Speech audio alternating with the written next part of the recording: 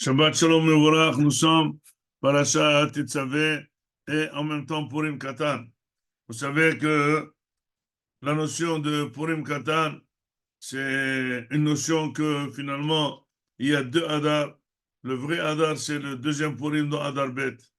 Hachamim, Tikenu, que c'est marqué dans Pesach, Shamor et Chodesh Aviv, qu'il faut faire attention dans le mois de Aviv.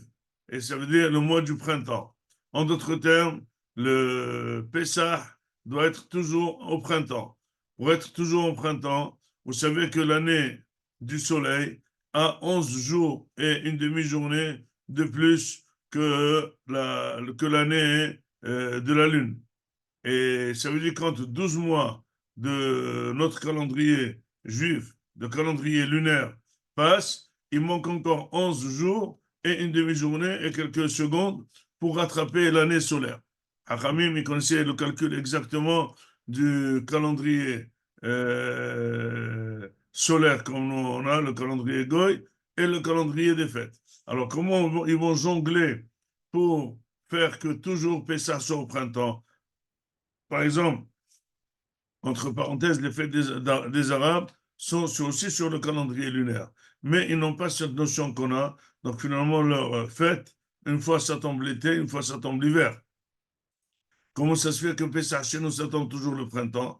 Eh bien, Hachamim, ils font la veille de Hadar, et ils prolongent Hadar d'un autre mois. Et donc, pas tous les ans, ils le font 7 fois en 19 ans. Tous les 19 ans, ils allongent l'année en encore un mois, et finalement, ça rattrape. Une fois c'est sur 2 ans, une fois sur 3 ans, une fois on ajoute un petit peu plus, une fois on ajoute un petit peu moins, mais le printemps, il est là toujours.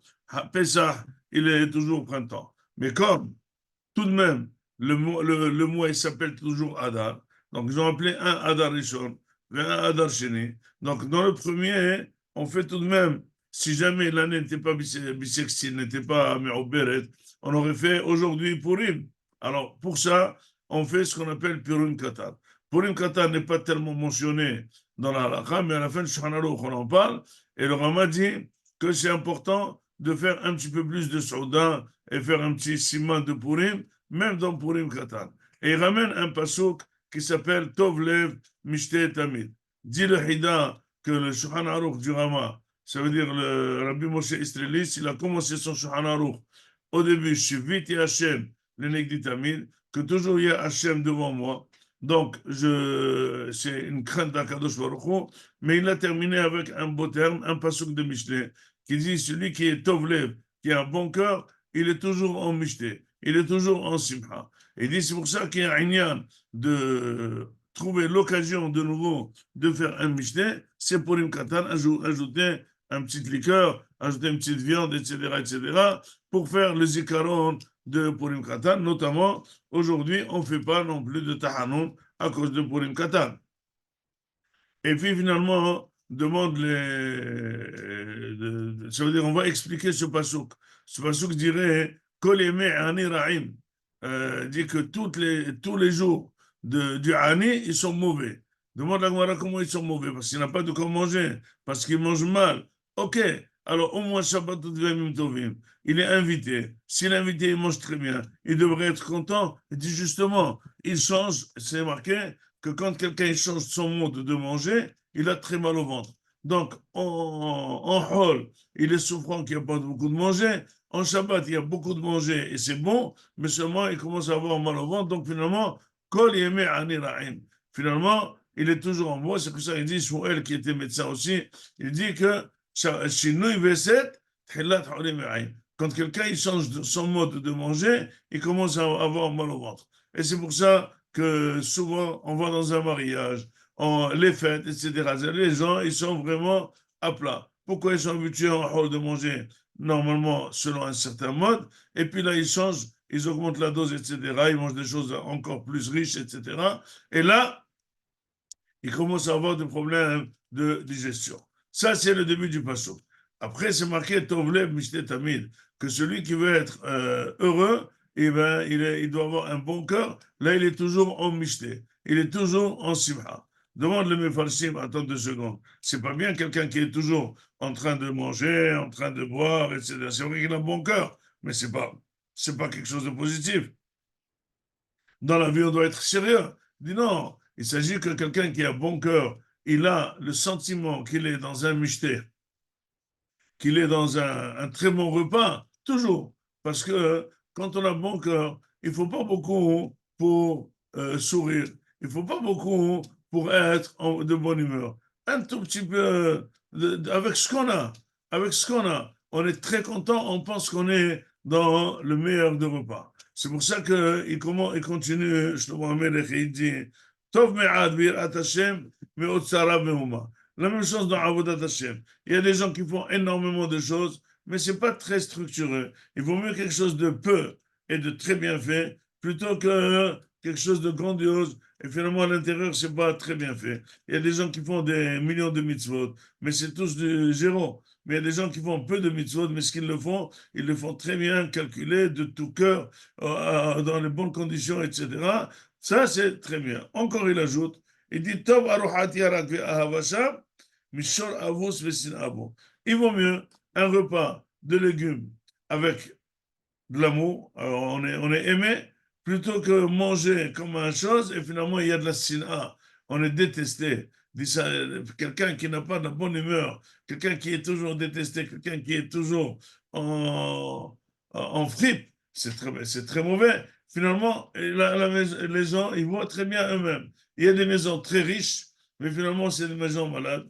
Et il y a des gens de pauvres et ils ont toujours le sourire. Ils ont tout pour eux et ils ont même à donner. Et en plus, ils donnent la bonne humeur et ils donnent le sourire. Elle dit, c'est pour ça que qui sait aujourd'hui qui peut faire Purim Katan? C'est pas une fête, c'est pas Pessah, c'est pas le vrai Purim. Il dit, maintenant, c'est quelqu'un, il a un bon cœur, il peut se faire tout de suite un petit michté avec n'importe quoi, il sent qu'il y a un changement et il est très bien. Pour dire que finalement, tout dépend du cœur. C'est quoi Tovlev? Qu'est-ce qui amène la simha à la personne? Eh bien, sachez que ce qui amène la simha à la personne, c'est pas lui donner, rassasier la personne de ce qu'elle a besoin. Si elle a besoin de kavod, si elle a besoin d'argent, si elle a besoin d'autres envies, le fait de donner, faire face aux envies, on est bien. Non, justement, c'est avoir bon cœur. Avoir bon cœur, c'est le contraire. Ne pas chercher de kavod, ne pas chercher à être aimé, aimer autrui, et le plus important, être content de son sort. Ashrei ha'ish asher sameach behelko. C'est quoi asher sameach behelko? Il dit, il doit être content de ce qu'il a. C'est quoi content? Comment il va être content de ce qu'il a? Il voit que les autres, ils ont plus dans ce domaine et dans ce domaine. Il dit, mais non, le calcul doit se faire, en général, c'est comme un bilan. Un bilan ne se fait pas sur un poste. Le poste de vente a augmenté, le poste de salaire a diminué, etc. Non, il faut voir globalement. Or, globalement, quand tu te compares aux autres, eh bien, il faut que tu trouves que tu es très bien, tu t'en sors à bon compte. C'est vrai que ça, tu n'as pas, l'autre n'a pas. Et même si tu ne t'en sors pas dans ta comptabilité à bon compte, tu te dis, eh bien, c'est bien. Ce que j'ai, c'est extraordinaire. Je ne suis pas obligé comme tous les autres. Si quelqu'un, il va dans un magasin et il veut acheter un costume et sa taille est 42, il n'est pas obligé de mettre 64. C'est pas grave. Quelqu'un qui sort mince, il dit, montre-moi ta veste. Il dit, quoi, tu as acheté une toute petite veste? Combien voir moi ce que j'ai acheté? Il dit, c'est le même prix. Il dit, oui. Il dit, pourquoi tu n'as pas demandé une grande? Il dit, mais attends 2 secondes, chacun sa taille. Il dit, ah bon? Ah, je ne savais pas. Ah ben bien sûr. Il dit, mais peut-être une grande. Un grand corps, il mérite. Akadosh Baruch Hu donne à chacun ce qu'il fait, il mérite. Kadosh Baruch Hu nous donne ce qu'il faut. Mais il faut aussi accepter que ce qu'il te faut, c'est ce que tu as reçu. Et c'est pas que ce qu'il te faut, tu ne l'as pas reçu et tu vis toujours en manque. Parce que les personnes qui se sentent manquées, eh bien, toujours, ils se sentent pas aimés. Toujours, ils se sentent détestés. Et toujours, ils détestent les autres parce qu'ils se sentent détestés. Donc, finalement, ils peuvent passer toute leur vie dans des calculs pareils et finalement, ils sont très malheureux alors qu'ils ont tout pour être heureux. Regardez autour de nous. Les personnes qui râlent, ils râleront à 5 ans, ils râleront à 125 ans, ils râleront. Et celui qui est bon et qui donne toujours et qui n'a pas assez. C'est lui qui ramène les gens chez lui. C'est lui qui rattrape les gens. C'est lui qui donne. C'est lui qui soutient. C'est lui qui va aux malades. C'est lui qui va dans les enterrements. C'est lui qui remonte le moral. Il te remonte le moral. Vous voyez très bien un pauvre, il peut aller chez un riche, il lui remonte le moral. Il reste chez lui 2-3 heures en train de parler. Il lui dit, mais comment ça se fait, voilà, tu manques de rien. Tu as une belle maison, tu as une belle femme, tu as des enfants, tu as. Il dit, c'est moi qui te parle. Tu comprends que tout ce que tu as, je ne l'ai pas et c'est moi qui te remonte le moral. Est-ce que c'est bien dit? Est-ce que c'est normal? Il dit, oui, d'accord, mais tu ne comprends pas ce que je veux dire. Il dit, oui, toi aussi, tu ne comprends pas ce que je veux dire. Un ne comprend pas l'autre. Parce que à quoi ça sert d'avoir des choses qui ne t'amènent pas à la simra? C'est pour ça que le plus important, c'est le cœur. Le cœur, il est animé du kavod, de la gaava, du kaas. C'est tous la même famille. C'est tous des jumeaux. C'est celui qui aime le kavod, celui qui aime la gaava, celui qui aime que rien que recevoir. Et bien finalement, il sera manqué, il a un mauvais cœur, il a des problèmes de cœur, il souffrira et ça n'aimera rien.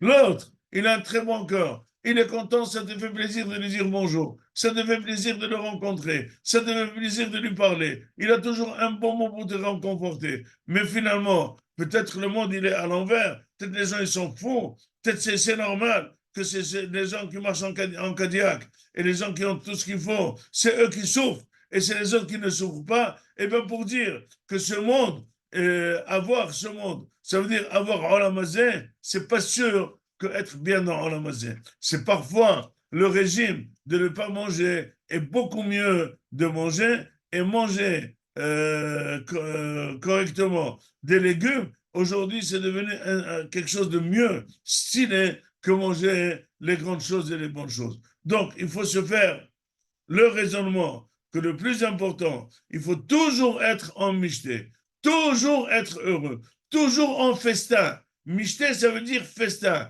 Comment tu peux te sentir toujours en festin?